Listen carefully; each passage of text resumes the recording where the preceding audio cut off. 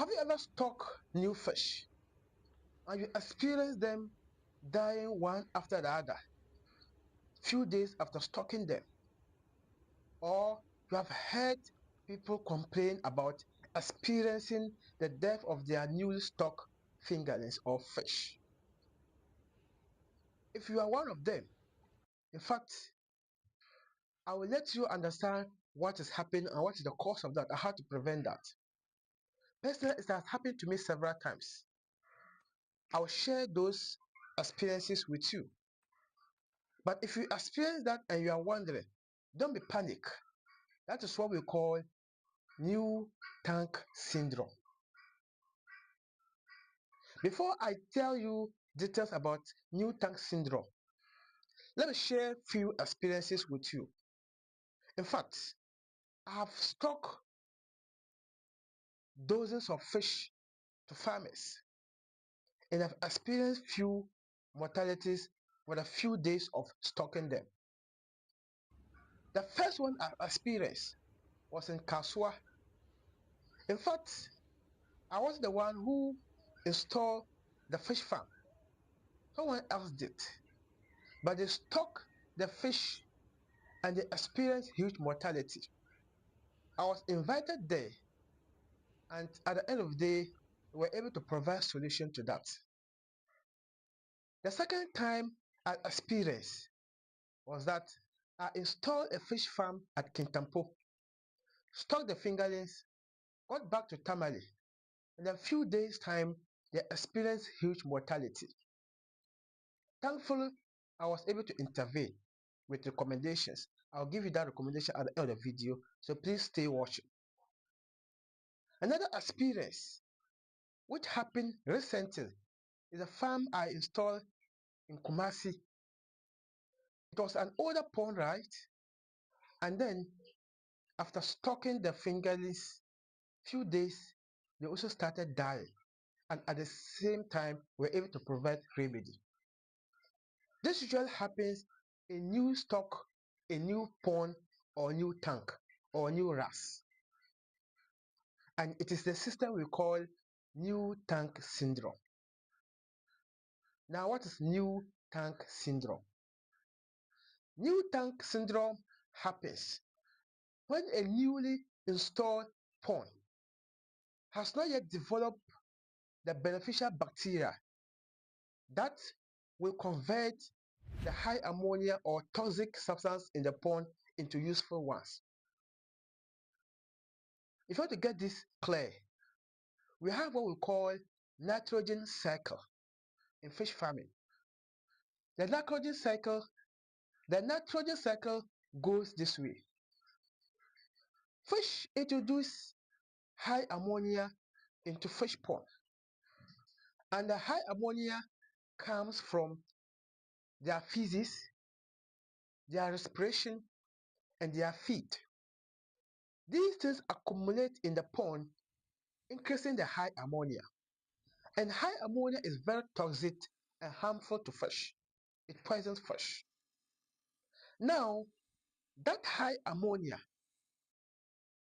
when it is introduced, it is broken down by bacteria known as nitrosomonas. And that nitrosomonas will break that high ammonia into nitrite. And nitrite is also still harmful to the fish. Then another bacteria, also known as nitrobacter bacteria. So the nitrobacter bacteria also convert that nitrite to nitrate. And this one, it is no more toxic and it is good for the fish. Now, this biological reaction takes time to build, especially if you install new pond. Because it takes time to build, when you stock in the fish and the high ammonia is able to accumulate faster, and the bacteria that are going to convert them to this cycle that I just mentioned are not yet fully developed, then you stand the chances of losing your fish. And that is what we simply call nitrogen cycle. So now, when the high ammonia is now converted to nitrate. This can easily be now broken down or be removed by either filtration system or irrigation system or plants in terms of aquaponics or simple partial water change. But until that is established, it is very difficult to control the high ammonia and it builds gradually. Having known what new tank syndrome is and how natural cycle works, let's now look at signs of new tank syndrome. Now, how do you know that your fish is being experienced new tank syndrome? First and foremost, you have to remember that it happens in newly stocked pond or raft or system where these bacteria are not yet established to break it down to nitrate. And that when you stock them few days after the high ammonia or the ammonia has been accumulated through their feces, their respiration, and their waste from the leftover feed, first sign you see is that the fish will be gasping for oxygen. You will see them put their nose, most of them or majority of them, trying to get oxygen from outside. You begin to see them dying one after the other, die one after the other, and the death or the mortality will be increasing until you have a way of dealing with them. Sign is that you will see the water to be cloudy or milky. If you observe that, it is also one of the reasons or one of the causes of new tank syndrome.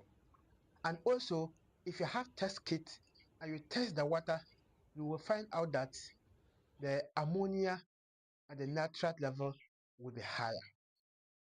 These are signs of new tank syndrome. Now, have a look at the signs. Let's look at what causes this new tank syndrome or this symptom. What causes that? In fact, the first thing is stocking your fish, either fingerlings or whatever, immediately after filling in the water. Often, the water needs to be colonized in the pond. So once you introduce the water into it and you put in the fingerlings, I am not saying all the time when you do this, you are going to experience new tank syndrome. You are going to experience new tank syndrome. No. Often I do that. And sometimes, or most of the time, you don't experience it. But there are instances when you stock the fish immediately after feeding them water, you experience it. Remember I told you earlier that leftover feed also causes new tank syndrome. So once you feed your fish more than they are required, and the leftover feed is decayed and decomposed in the pond, it introduces high ammonia and that leads to the new tank syndrome. Another important thing is that if you don't have enough protection and aeration system installed in your farm, then you are also likely to experience that. And lastly, if you don't have seeding, no seeding of those bacteria, if you don't have seedings of those bacteria introduced in there, you are likely to experience that. When we come to solutions, I will explain this further. There are ways that you can introduce this bacteria inside before stocking the fish, and that can prevent them from dying or experiencing new tank syndrome. Let me share another experience with you. There was a farm I installed to my mentor, Raj Amar. He's in Tamale. He's an experienced fish farmer. He has been in the industry for over 12 years. Yes. So I just installed the pond and the rest for him. Obviously, he knew what to do.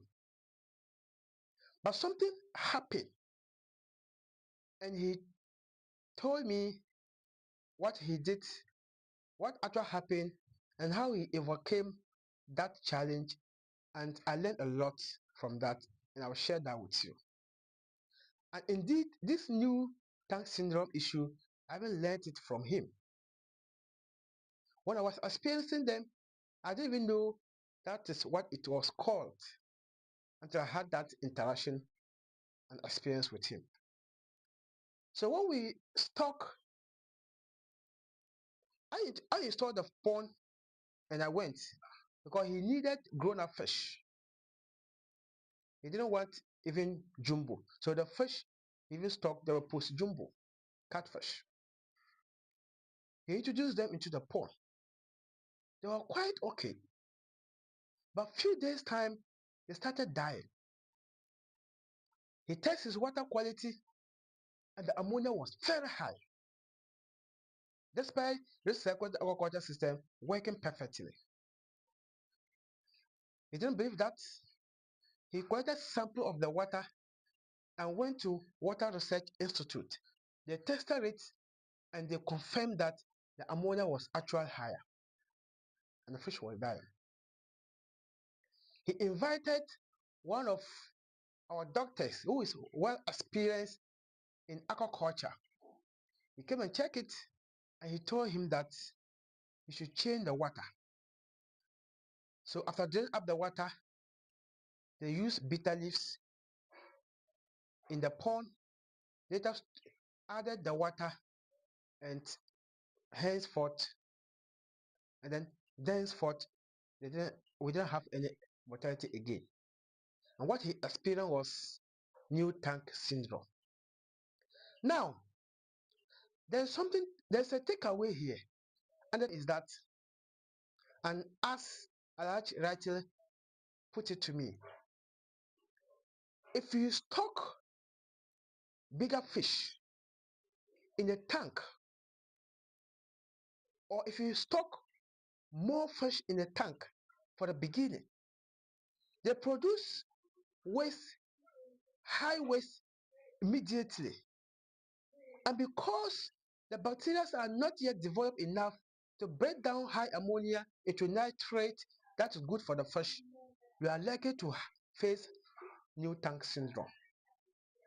So the way forward is that, and that brings us to prevention measures.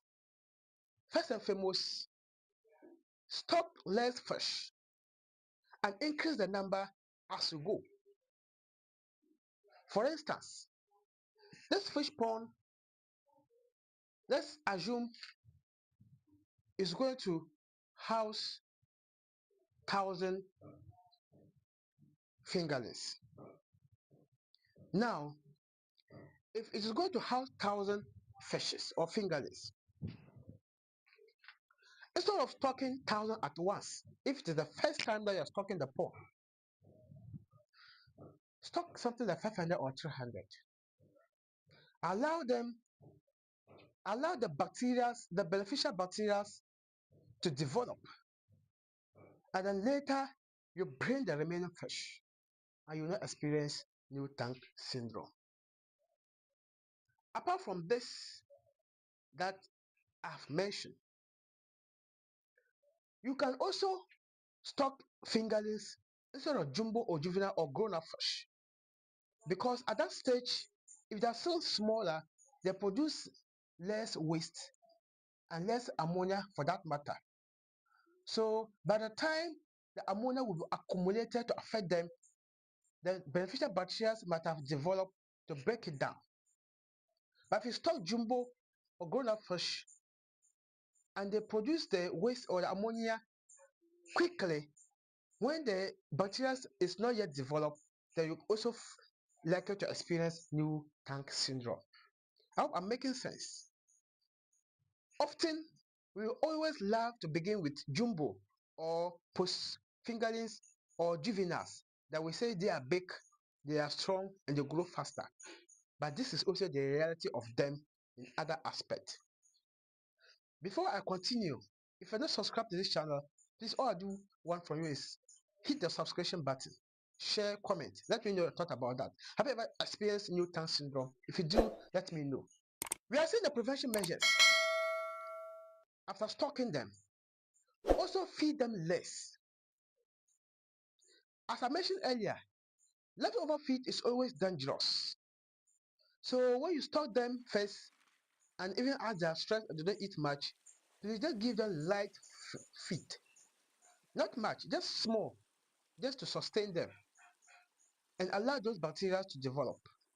But if you give them more and they don't consume or they consume and vomit it, and it increases the ammonia, they're also likely to face high tank, face new tank syndrome.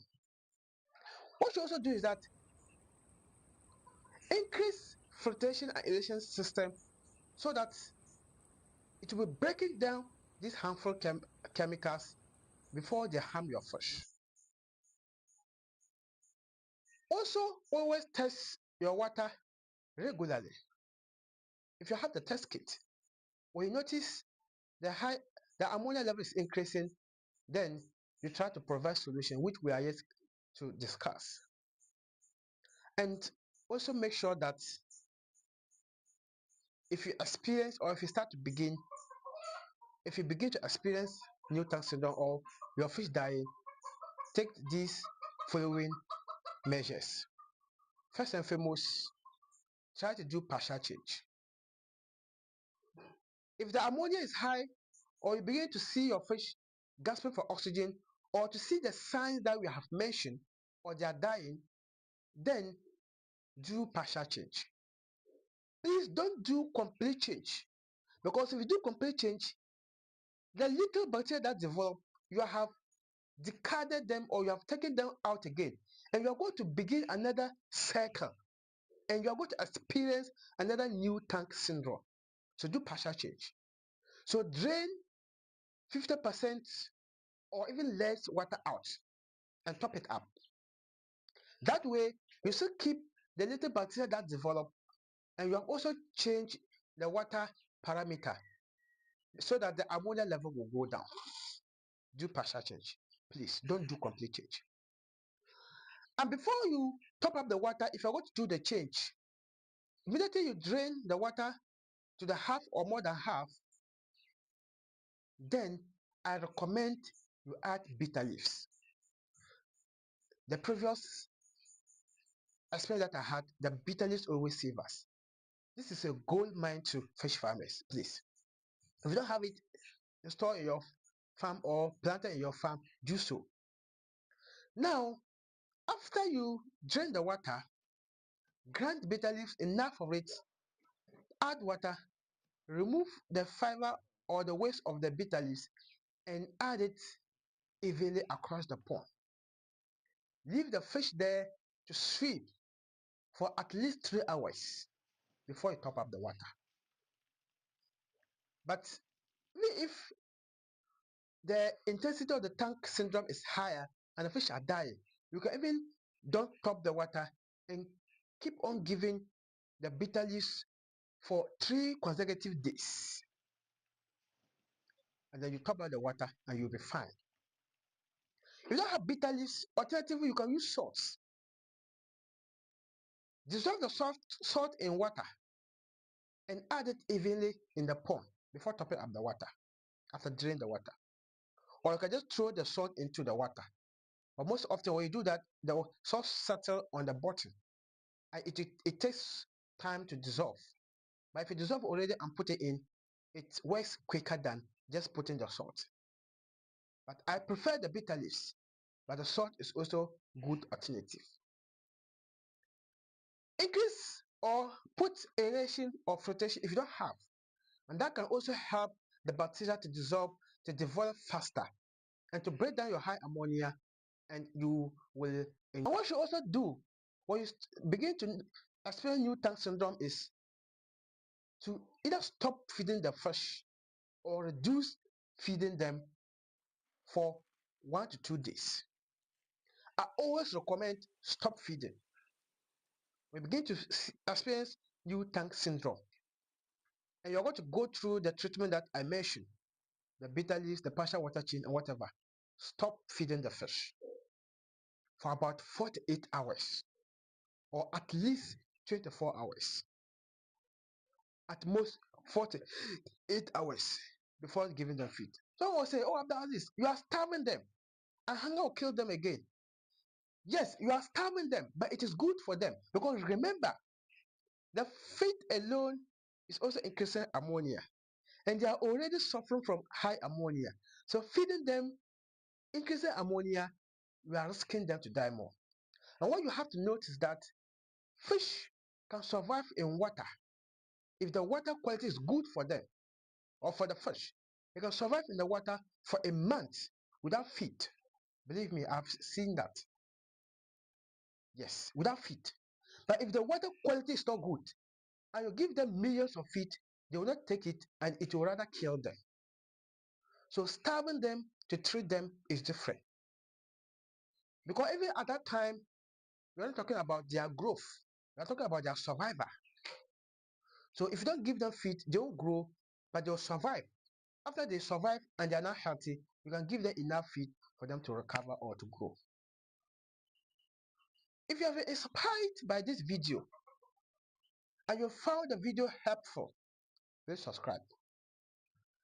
I also have fish farming course for catfish and tilapia that takes you through from planning, installing, stocking of fish, raising them, pond management, harvesting, marketing, everything you need to be successful in your fish farm. I have a course on that. It's a pre-recorded course uploaded on Gumroad. The link in the description. Check it out, sign out, and you thank me later. If you observe in the presentation, I keep mentioning filtration, I keep mentioning aeration.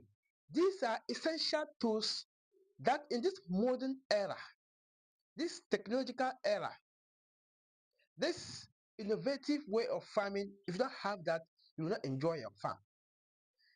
If you want it, we can set it up for you in your farm. And if you also want to learn it yourself, we have DIY, that is do it yourself. We have a complete course that guides you, that teach you how to build your own flotation and aeration system and install it in your farm. That's circular aquaculture system. If you do that, if you enroll in the course, learn it, you get the knowledge forever. The link to it is in the description. Check it out. And the good news is that we give 30% discount to the first subscribers. And indeed, the subscription or the discount is all coming to that end because people are buying. So they will soon use up all the discount and you have to buy at the full price. Check it out in the description. Get the discount before it expires. And thank you so much for watching. My name once again is Abdulaziz Issa. I have a degree, a bachelor degree in development education, but I'm a fish farmer. I have my own farm. I'm a fish farmer. I give fish farming services to people, and I also teach you online in this channel. Subscribe, share, comment. Watch out my next video in end screen, and I'll see you there.